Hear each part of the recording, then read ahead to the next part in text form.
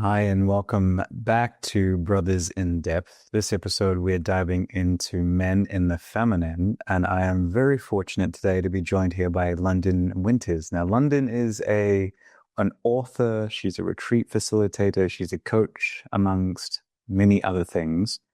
But perhaps more importantly for me, she is half of the coaching container that Coach Megan and I, and she had a profound impact on us in our relationship. It's already been well over a year or two, and we still use many of the tools and insights from you that we learned then. So, London, thank you. And I'm so glad to have you here today. Happy to be here. Thank you. I already get the sense that this conversation can go so many different ways and so many different topics. And we could be here for many days and just touch a little bit of the wisdom that you've well earned over the years. I want to start a little from left field and say, how does devotion fit into your everyday life? Wow. I would say that devotion is my primary driver because what I represent is intimate relationship. And what I love about teaching and living real intimate relationship, like the kind where you're not hiding from hard truths and where you don't let the sex die and where, you're looking to have it be alive through and all, doesn't matter whether you're getting along or not. How do you make love through all of it?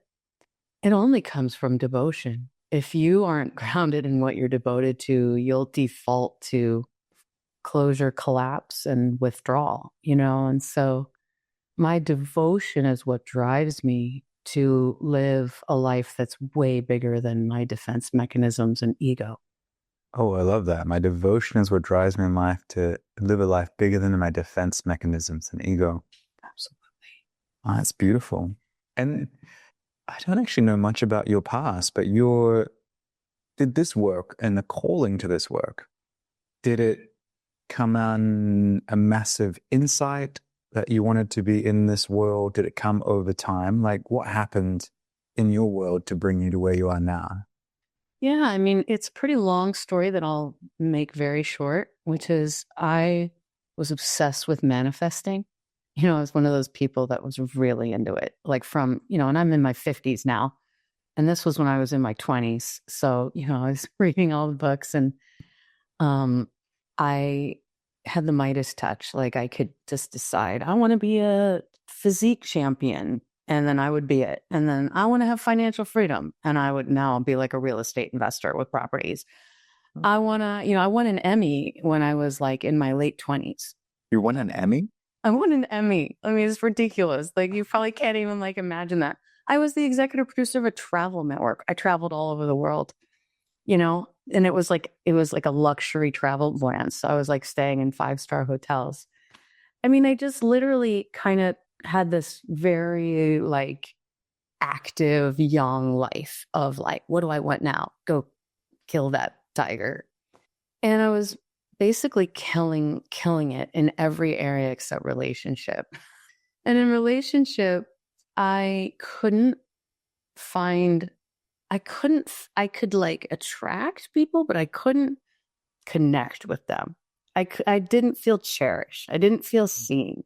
I didn't feel ravished. It felt competitive. And when I found myself in a sacred sexuality workshop, which was on a whim, literally like saw the email, signed up. 24 hours later, I'm sitting at a workshop in Ojai, California. And I even had my dog in the car because it was so fast. I couldn't figure out how to get like and my poor little sweet dog in the car, windows rolled down. And I took this sacred sexuality workshop, and it was the first time in my life that it dawned on me that surrender might be an equal power to penetrating directive achievement. And I switched gears and I did an act of surrender, and I realized everything I had been doing wrong with men.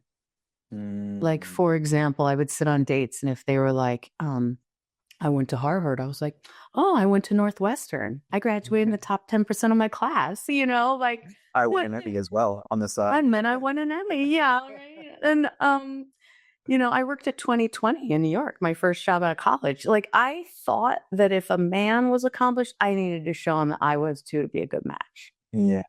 I thought that I needed to like entertain him. I thought I needed to, I thought I was just doing everything, but actually letting him penetrate me because I was Mm. terrified. I was terrified. When I learned how to allow a man to penetrate me, who I trust, ooh, my whole life changed. Mm. And I was also so spongy that I was willing to just allow my whole life to change. I'd already had 6 careers at that point. Like, I was pretty used to just shape shifting into a brand new deal.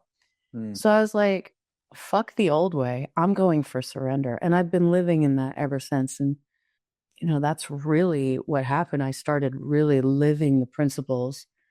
I called in the partner that you know, and, on your podcast, Justin.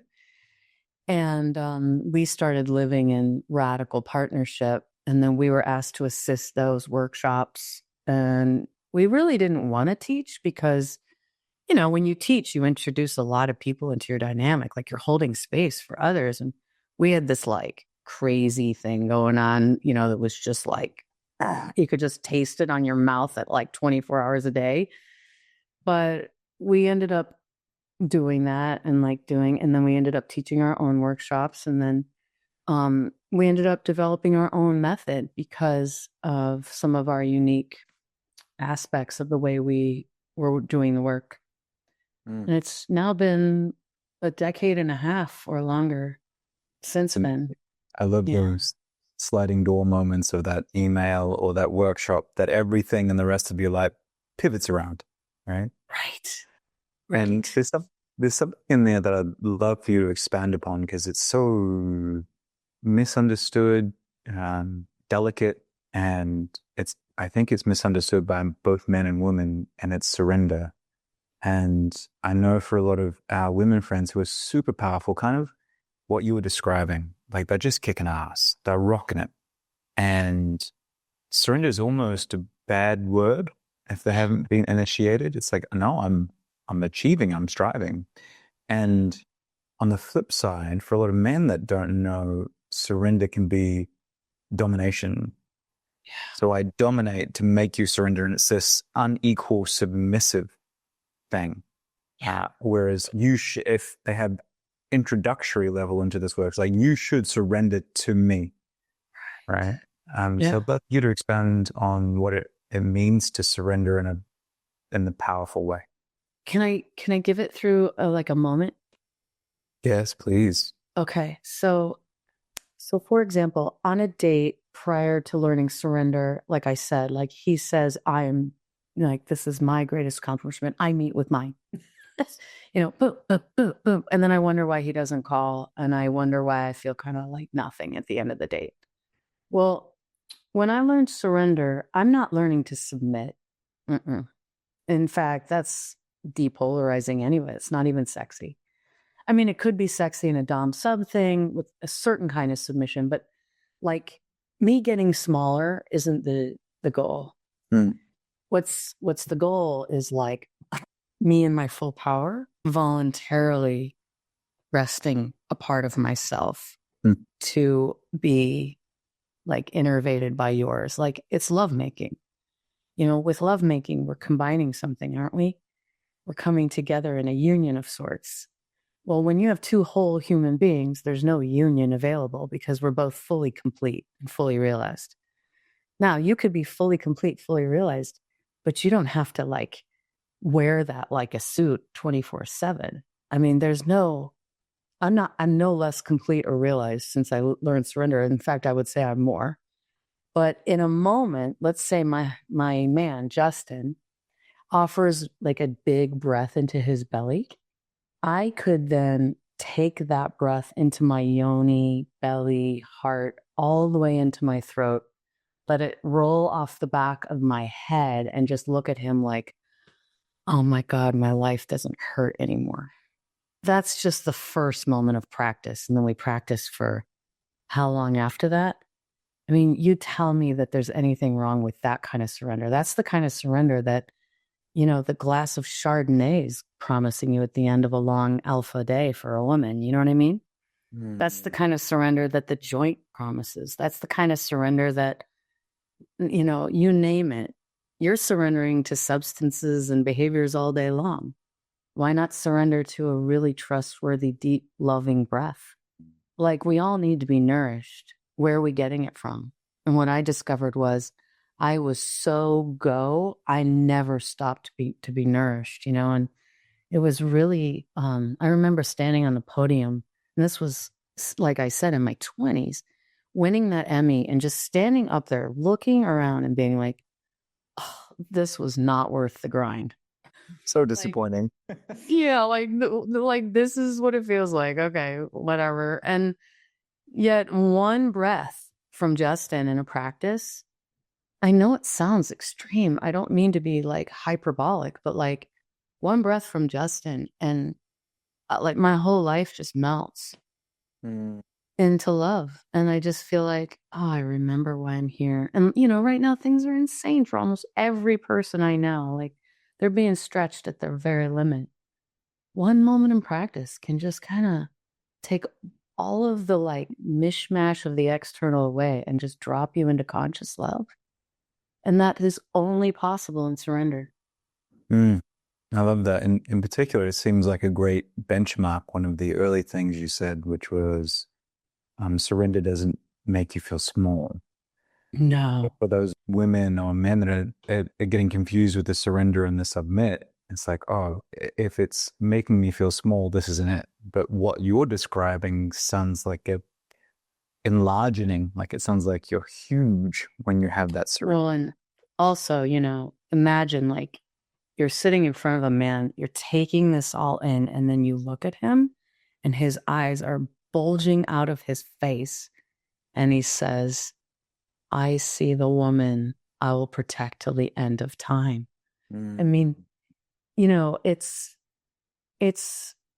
at a level that nobody's small. Both of you are huge, but you're huge in opposing sexual poles. So, huge like an oracle meets huge like a freaking mountain. I mean, it's because of it's what I learned how to do was stop trying to be the same and allow myself to be in the largeness of difference. And then really, truly, what I discovered along the path was that my mom, bless her. I mean, she's the sweetest person on the planet, but she really modeled like femininity is powerlessness. Yeah. Have no say, have no feist, not feisty, has no say, like getting dragged around doing whatever my dad wanted to do and just submitting. I mean, she really was the ultimate submitter with like resentment and quiet anger, And I really grew up. Part of the reason why I was such a powerful manifester was I was like trying not to be her. I was like, the masculine path is the one where you don't feel depressed. The feminine path, yeah, right. Actually, I sound out different later. Okay, let's put it this way: existentially depressed. Okay, good. My mom was so emotionally depressed and so submitted and so quietly mad that like I just didn't want to do that. And it wasn't until, it took me, I didn't even find sacred sexuality until I was like 39. So I spent a good long time running away from the feminine. And then because of my love for sex, it brought me to like try on some new feminine ideas. But what it ended up doing, that with the birth of my daughter, ended up making me love the feminine. Like love. Now when I work with my women, I have like a Patreon group of women and like, I honestly just love them. Like all of their different flavors, like they're all so different. They get so feisty sometimes. Like I have all the space because I have just like through Justin's eyes, like fallen back in love with the feminine principle and learned that it's very powerful. Very powerful.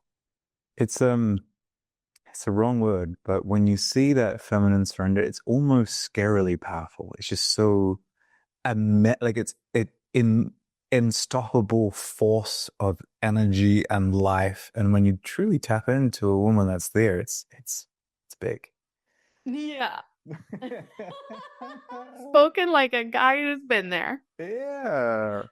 Yeah, you It's have like when you realize, I don't know, it's a funny thing for a man to realize, especially in a culture that's focused more on men. It's like, oh, actually, I'm kind of small, you know, like I'm powerful in my way, but it's everything. Um, everything. Yeah, especially when you have a woman who's coming from that surrender with her full heart. yes.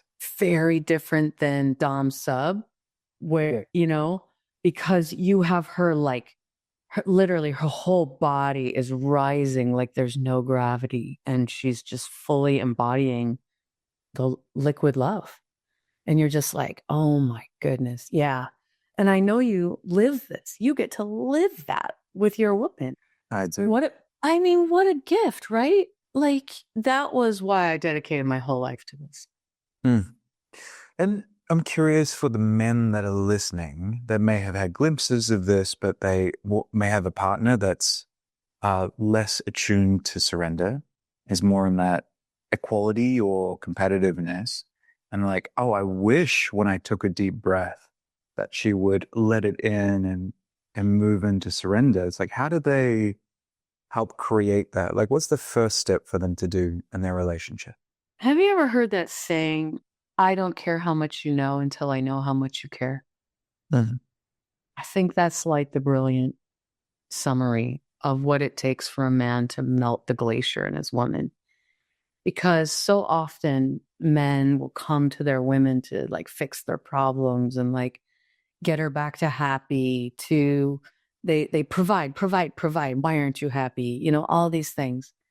And it's kind of like that idea that until she knows how much she's loved, how she's cared for, until you give her your true seeing and your unconditional witnessing, you're probably not going to earn enough of her trust for her to soften like that, because surrender is a death to the identity of the woman. When I have a full body orgasm, like rippling sheet, I have literally annihilated my identity. There is no more me, and I'm just letting life animate me without contracting a muscle. That requires so much trust.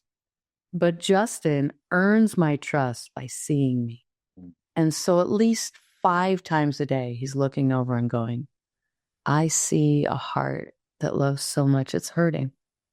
And I'm just like, oh, you know? He says, I see a naughty little bitch that I can't wait to eat later. And I'm like, he says, he's just seeing me all day. Mm. And every time he sees me, I flip into the polarity of the feeler, and my feeling opens a little more. And it's that full feeling body that takes that breath of yours. Like, you cannot inhale somebody's breath from root to crown without being a full feeling body. So if you've gotten into a relationship where the anger's not allowed, the, whatever she's in, and she's constantly being like brought back to happy, you could get like a happy bobblehead, who loves to take the credit card shopping. But if you want a well-fucked woman, like her feeler needs to have a place.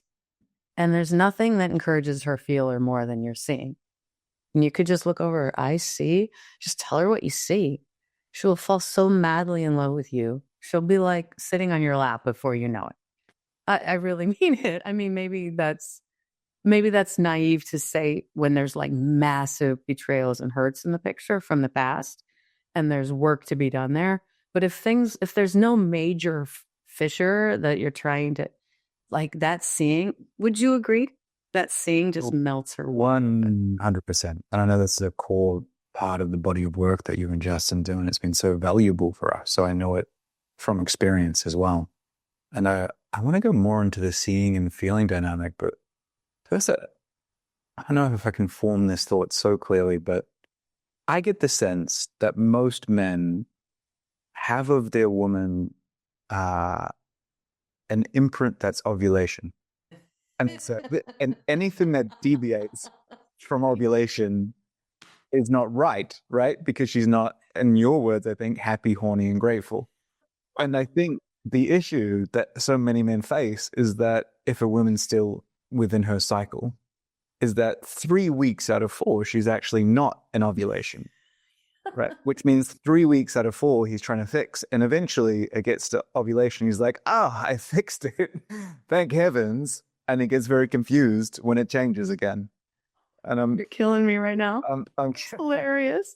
I've never heard a man say this before. It's so true. It's so true, right? And well, Megan and I we work a lot with the cycle. We did work a lot with the cycle, and now it's just second nature. So I know where she's. I don't track days. I don't put any dates down, but I 100% know when she's in her cycle, just to avoid this. Yeah. But before I say more, is there anything that you want to add into that particular mix? Is it okay if I go a little bit esoteric? Oh, I'd love you to. Okay, good. So there's our biology that's governing so many of our interactions. But the goal in sexual yoga is to make love beyond condition and circumstance.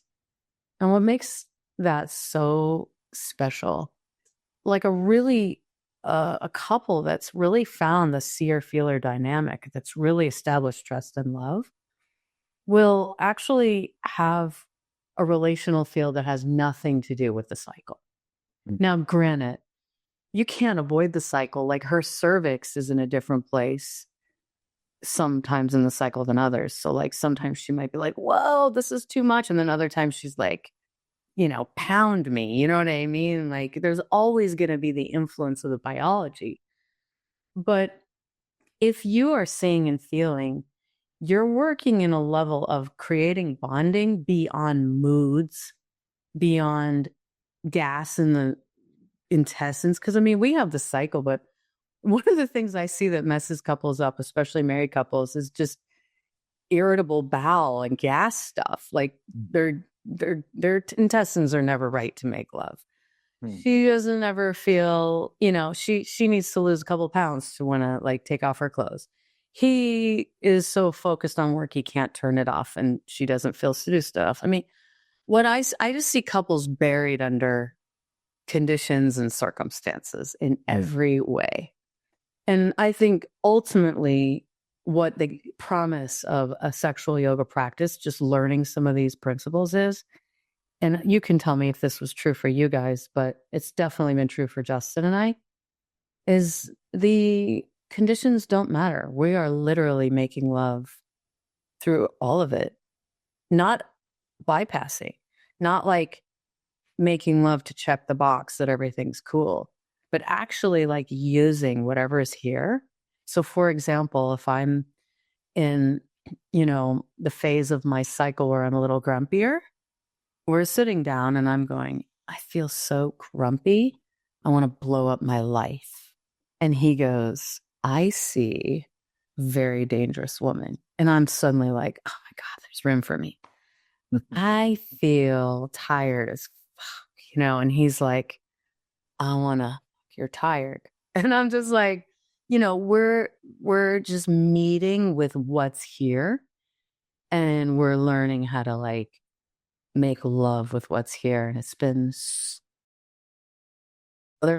you're right. That ovulation window is like 3 days max, right? Mm-hmm. And then he ejaculates. Now he's offline for a while, and then you make a child, and then it's done. Yeah. I mean, it's one of those, the thing with the trap that so many couples get into with waiting for the right moment, the spontaneity.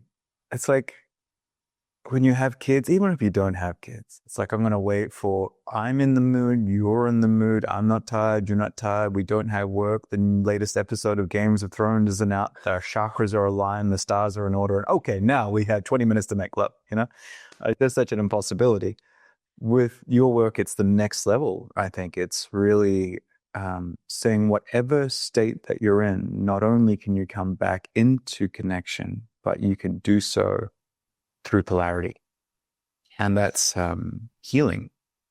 And the seeing and a feeling practice is definitely a tool that we still use all of the time. And for, I think, a lot of men listening, it would be easy to misunderstand. Of course, the best way would be to go to a workshop or get coaching. But what it's not is you walk into the kitchen and your partner is there and you can tell she's furious. It's not saying, I see you're really angry, right?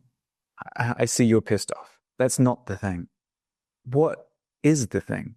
So when whoever's holding the masculine pole, the man seeing their partner, what is it that they're seeing? Teach you to fish versus hand you the fish. Teach you to fish. What would penetrate her heart? Hand you the fish. I see you're hurting right now. Or I see I let you down and you're showing me how it feels. It depends on what you know is going on with her. If you don't even know what's going on with her, just not bullshitting her, just being like, I see you've got a lot moving in you and I'm curious to know more. Like what would be the bullseye into her heart? Because what we've learned through how many thousands of practices that we've done together and with other people is that everybody's always coming from wanting to love. The only thing that makes you angry is frustrated love. You don't get mad if you don't love. You just don't, you're more apathetic. But when you're all charged up, underneath that is a frustrated desire to love, to either give love, receive love, see or be seen, And when you can learn how to see that for your partner, you learn how to penetrate them with your consciousness when they need it the most. Mm-hmm. And you really have to give yourself permission to penetrate again. Because so many men are so afraid to penetrate right now. They want to be safe and they want to be careful and they want to tiptoe and show consent. And it's so beautiful the way men are, really wanting to like, okay, well, what do you want from me? I'll do it. But they've become so weakened that then she's even more net. It's just like, I know so many men right now that just feel like they cannot win. And so what I love about our community of men is they're learning how to penetrate with conscious love. And that's what their women are really, once their women understand where it's coming from and like soften enough to really feel the gift of it, it's like, this is what everyone's craving. But they've gotten so afraid of it because of the misuse of penetrative energy. We see horrific crimes being committed out of the desire to penetrate with no consideration of the other person. But sometimes penetration is the highest form of love. Mm-hmm. When you melt the glacier and put her back in her heart and show her that she's seen.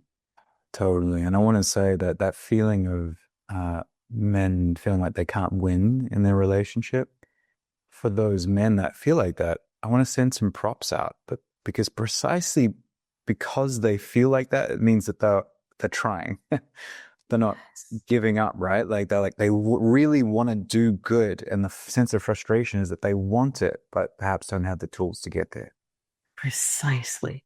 And then just to keep on this seeing thing for a moment, and I'll just use an example because it's something I see a lot and experience a lot. Let's say a man was to come home. Let's say I come home late and I said I'd be there at a time. And I have many very good reasons why I came home late. And Megan's just so pissed off that I came home late. In my mind, my first thought is like, why are you so angry? I had this happen and this happened and this happened. None of that is penetrated. But in the moment, to not swallow, but to go past that logistics to see the hurt that I've caused can be a very hard or big pill to swallow.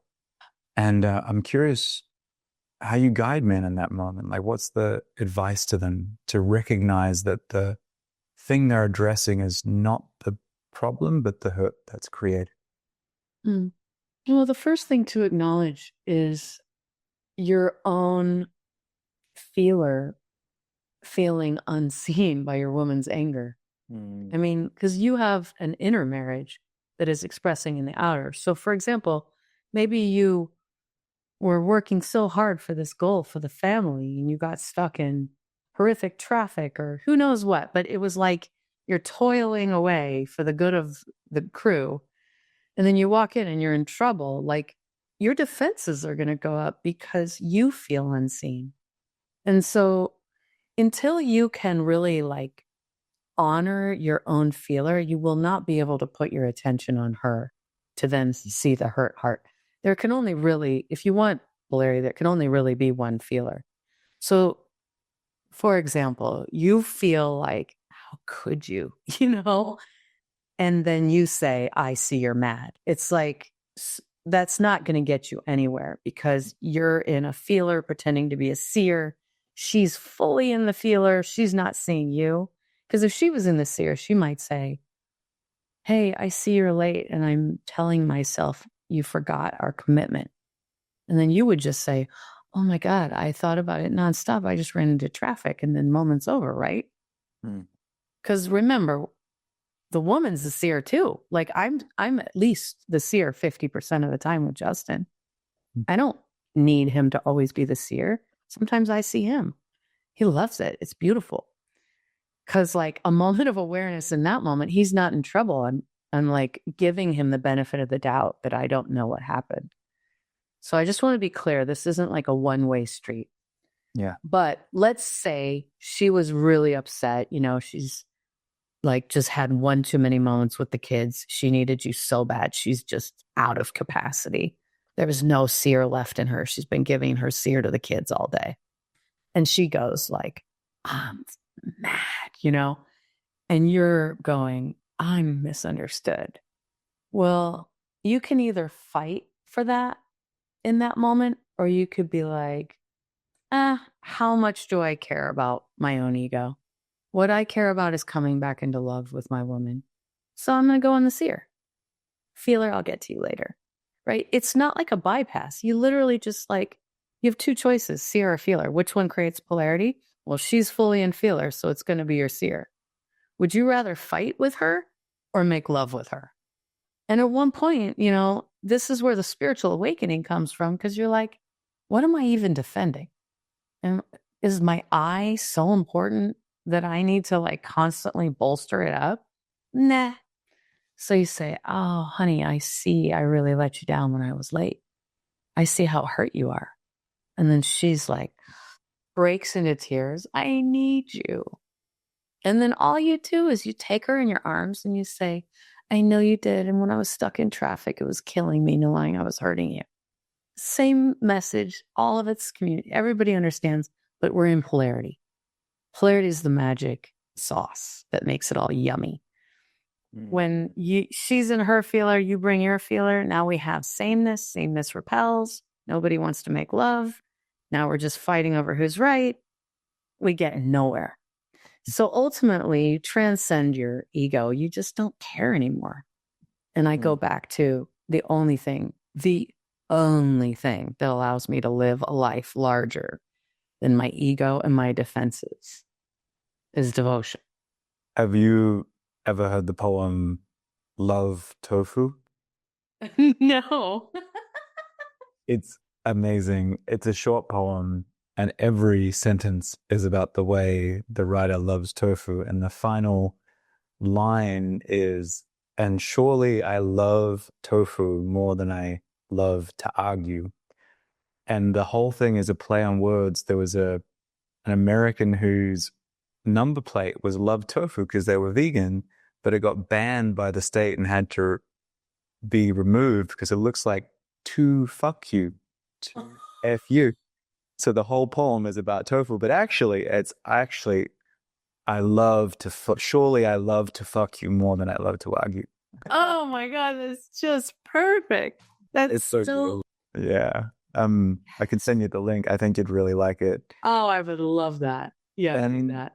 You know, it strikes me the difference between seeing and apologizing. Yes, and that's the key. Apologizing. If you were to come in, he'd be like, "Oh, I'm sorry, I'm late."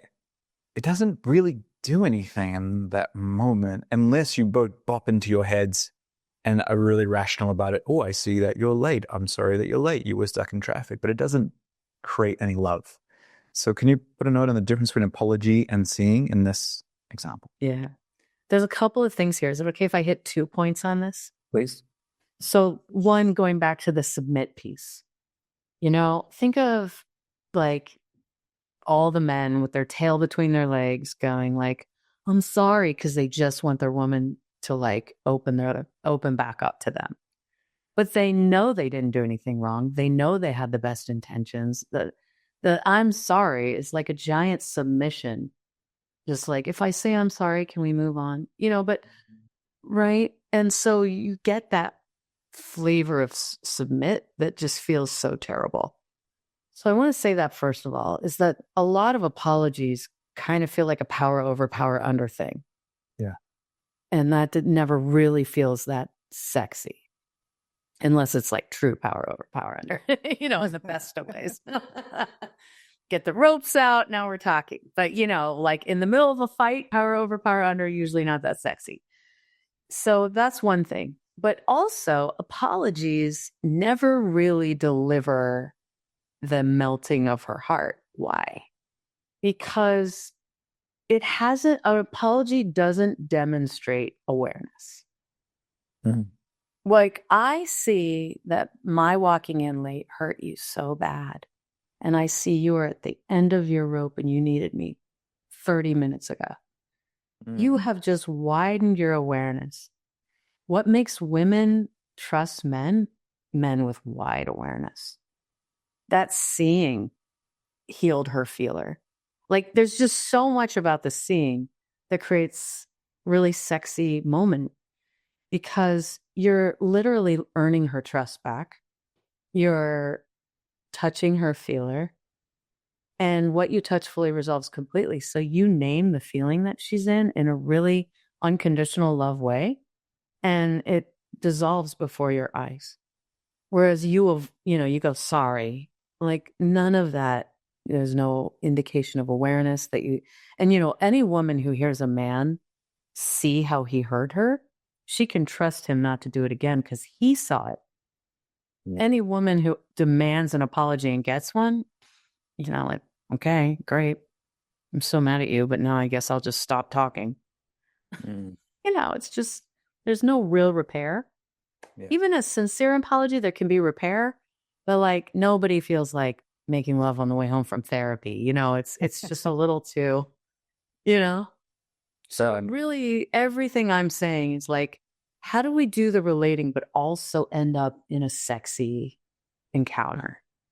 Like, how do we have real, honest, raw relating, but not go into analysis paralysis and all the, icing on shit pie stuff?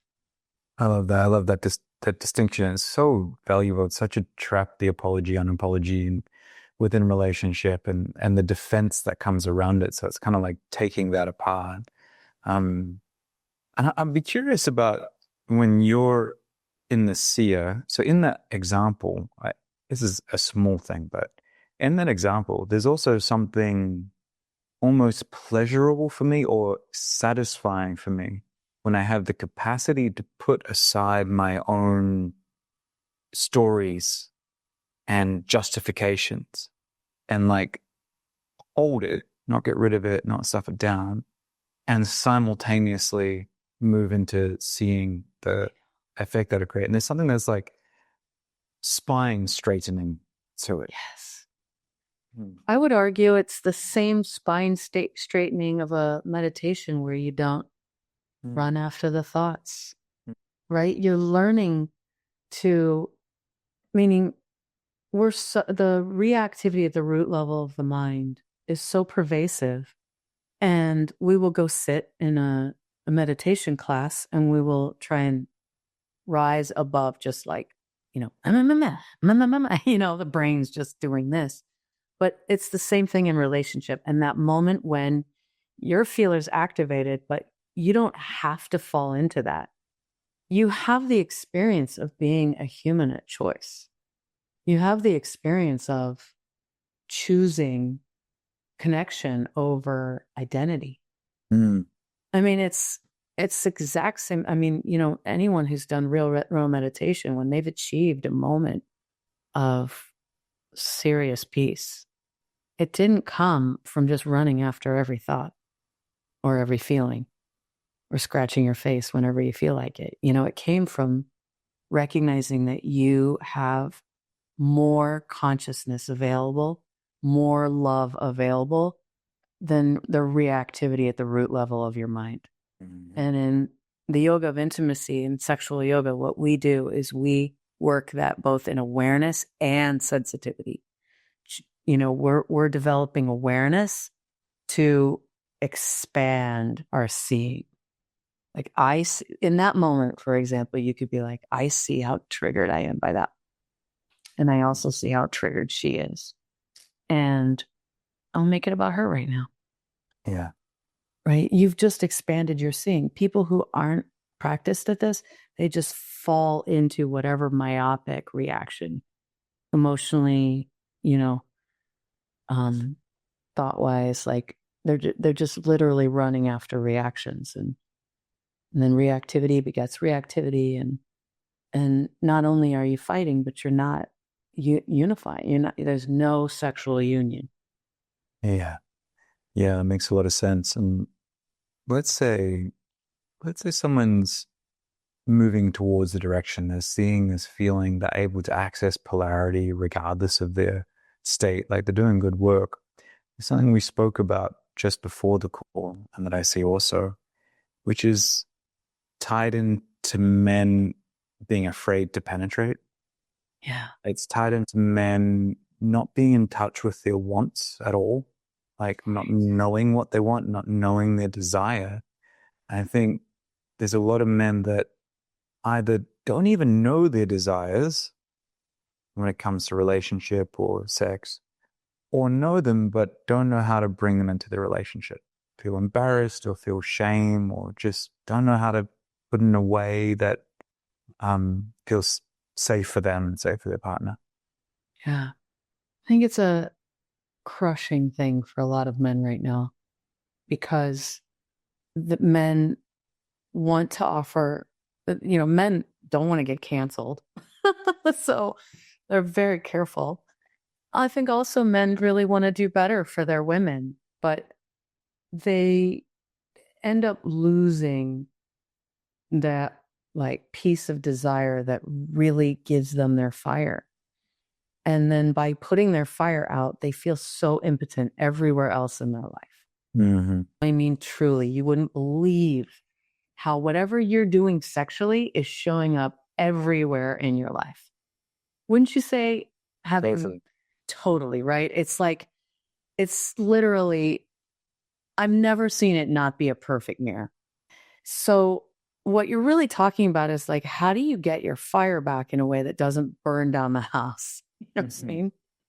And I think one of the first things to recognize is desire can be the greatest gift that you have to offer your woman. And coming back into a relationship with the gift that your desire is, but then simultaneously understanding where it becomes a curse. So like, what are the elements? So it's like our book is called Playing with Fire, because when you introduce desire back into the committed, intimate relationship, like not the one night stand. Everybody loves desire on the one night stand. You know what I mean? Like, even 3-month relationships, like they just live on desire, and it's just so easy for them. I'm talking, you've been together for a decade and a half and you have kids, like trying to bring desire back into that dynamic where it's just a little scarier, you know? One thing that there is to recognize is, how is this a gift to her? And so, like, what do you think? Like, what do you see when you bring desire to your woman? How does it serve her? Or it lights her up. Lights her up. Yeah, it fully lights her up when it's brought forward. Like I can be definitely a little more stoic and a little more serving. I'm very good at sensing where the moment needs to go, but I often forget to bring in what I want into it.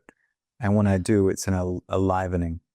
For her too, right? Yeah, absolutely. Why do you think that is? I think she can feel me more. Yes. She can feel you more. But she also feels that amazing penetration. Like, so we're kind of back to the surrender piece. It's the penetrating being meeting the penetrable. Mm-hmm. And what ends up happening is people get so hurt and beat up that they don't want to be penetrated. But then that's the thing they miss the most. Like, everybody wants to be ravished, right? Like ravished. Like you watch any sexy movie, the only thing that's happening in that movie is the woman's being ravished by a very conscious man. You know, he's whispering, he's hardly saying any words. He knows just how to approach, and she's just like, you know what I mean? Well, when a man doesn't know where his desire lives anymore, it becomes very hard to penetrate. That's why he becomes so impotent everywhere else in his life. Mm. He's afraid to penetrate the moment with his consciousness. And so what we start looking at is getting that penetrative energy back. Now, when you look at what it takes to penetrate with consciousness versus unconsciousness, so greatest crimes in history come from penetrating with unconsciousness. I don't care if it's one set of people penetrating another set of people's land, or if it's, one person penetrating another person's body. Like that's where all the bad stuff's happened. But simultaneously, the flip side of that coin is that's where the best stuff happens when it comes to committed intimate relationship. So do you want me to talk about some of the principles of bringing your desire in a way that really works for her? Absolutely. Okay. So there's a couple of ground rules that really make this work. So one is to turn yourself back on. Spend some time thinking about what you want. Women feel very unseen when their man doesn't want anything from them anymore. Right? They want to be wanted. They want to catch you undressing them with your eyes. They want to see you at dinner, thinking about, can't wait to get you home. They want you to walk by them in the kitchen and just touch something, that you find interesting. Women love this. But what happens is most men get themselves so into what they want that they lose the ability to kind of honor her timing in it and include her. It's like now they're just trying to get to their agenda. So we have a couple of rules, which is like when we're doing a desire practice. One, it has to be in the right now moment. So rather than you'll have all the fantasies to think about what you want, but when you get into the moment with her, you're just going to ask your body, what do you want? And it has to be something that can happen right then and there. So instead of saying to her, I want a threesome, she's going to feel inadequate because she can't do that for you. And then she's going to need to shut your desire down to defend herself. But if you were to think what would I want from her right now that she could do right now in the body? And if anyone's listening to this, you could just pause and think about that for a second. And then you would say, I want you to blah, blah, blah. But you do not take the move. You literally penetrate her first with your words, and then you give her time to kind of work it out. And then you just sit there and you let her kind of sizzle into it. And she can say what she wants, and then she governs the timing. And the next thing you know, and I know this is true, you have a woman that's going apeshit on top of you because it's so sexy. I want, you could say something like, I want you to peel your panties off so slowly for me that I can't even stand sitting here anymore, but I will. And then you just give her all the time in the world. So she'll be like, and then, the next thing you know, she's coming at you because you're giving her the timing, you're bringing the penetration. It's magic. I mean, we just see it heal couples left and right and center. Is there anything, I know you have so much experience with this. Is there anything you would say, man speak to explain what I'm saying? No, I think you do so beautifully. I just add that it kind of comes back to the conversation around domination, submission, because desire is often in the field of like, I want this thing, so I'm going to take it. And if I'm a good man, I'm trying to do good, and I say my thing and it gets rejected, I have shame around and the rest of it. So we're taking that out of the conversation with this. Instead, it's like expressing what you want in the moment and sitting with it. And maybe it happens, but maybe it doesn't. I just raised my hand on Zoom somehow. But yeah, it kind of tails back to that same conversation around it's not domination, submission. It's invitation. It's enlivening. So enlivening. It's and I promise you, it has so much to do with just giving her the time. The time is huge. The time. I think one of the things the both of you said to us is you one of the sexiest things for a woman is to feel your man's desire like a gorilla that's barely holding himself back, but is holding himself back. Yeah. Justin calls it monk practice. He says, like, you sit with that straight spine on your cushion, but you just penetrate her, penetrate her, penetrate her, penetrate her until she can't take it for 1 second longer. And then when she crawls over to you, she's wet. Like you have a woman that's desiring you as much as you're desiring her.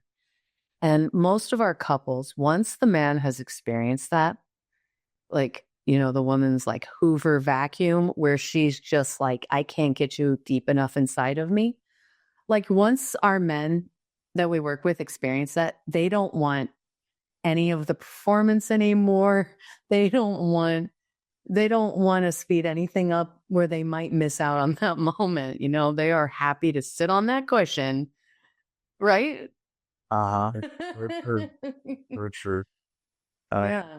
And then there's a little piece of it. I know we're coming up on time here, but it's just I think a valuable practice for men that they're like, I don't even really know I don't have desires. I don't know what I want. And it's that ideation you spoke about. It's the fantasizing. It's really valuable to journal about it. It's like if I were to have a date with my partner, I would really love to experience this, this, and this. And again, that's not what you bring into the date because that would no longer be present moment. But it can be, on Monday, it can be really juicy and enlivening to think about what you want to do to your partner on Thursday, if that's when you're meeting. It can be just a nice practical piece to bring into.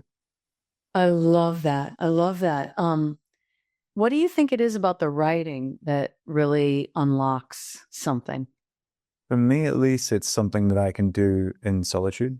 It's not time dependent. I can simply let it flow and let myself be surprised about what makes out and what comes out. And the other thing is, it's just a conscious space. Like I'm choosing this 5 minutes, this 10 minutes, and this is all that I'm going to focus on and think about, rather than waiting for the moment to happen and try to imagine what I want in the midst of all of the other dynamics. So it's a conscious, attentional space. Yeah. I always say an NBA player doesn't learn a layup in the NBA playoffs. Mm-hmm. There's so much going on in that sexual interaction. Like it's almost impossible to bring something new unless you've had a chance to like really embody it beforehand. Have you ever tried, so like if you sat down on Monday and you thought of like some cool thing, have you ever tried not saying it to her, but just kind of like looking at her with that knowing on Tuesday and Wednesday and Thursday morning, I find it happens if I've done the practice, it happens kind of automatically. Isn't it the best? It is. It is. Doesn't she just feel it even though you're not saying a word? Totally. If you want more sex with your woman, that is as simple as that. I mean, just walking around with knowing what you want to do to her without saying a word. It's so good. That is a fantastic takeaway. And I also think a fantastic note to put a pin on this conversation because just that would be very life changing to most couples out there. Completely. Completely. Is there anything else that you wanted to say before we sign off here today? Is there any message to the men or anything else coming up? Or does it feel complete? Just men, what a gift you are to women. And you're a gift that we can't give ourselves. Even if we're total badasses with every accomplishment under our belt, those moments with you are some of our most precious experiences in this lifetime. And so just don't give up on women. You know, we're in a funky time in our culture, but it's not hopeless. And the tools are here. I mean, we really have found the tools to melt whatever glacier is killing you. You don't have to settle for it. You can honestly, we see every type of couple melting back into union. And the technology is here. And I know that sometimes when you're suffering, it just feels completely and totally hopeless, but it's not. I love that. Men, you're valuable and don't give up on women. Yeah. That's good balm. Thank you so much, London. It's been such a pleasure to talk with you, to see you again after a little while, and to have your wisdom here on the podcast. Give your love to your beautiful woman. Give my love to your beautiful woman and your love. I will, and I'll put in the show notes. London is an author. She's a coach. She leads retreats and has a Patreon group. I'll put all of the details so people know where to find you as well.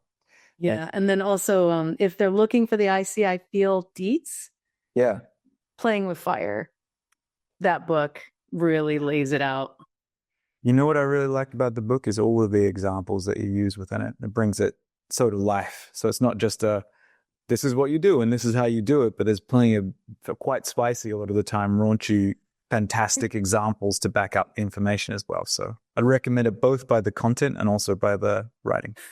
I'm turning red because it's very, very revealing book on my part. Oh my Still God. getting used to it. It's so vulnerable to put it out there. Vulnerable. But worth it for the cause. Amazing. Thank you so much. All right. Good night.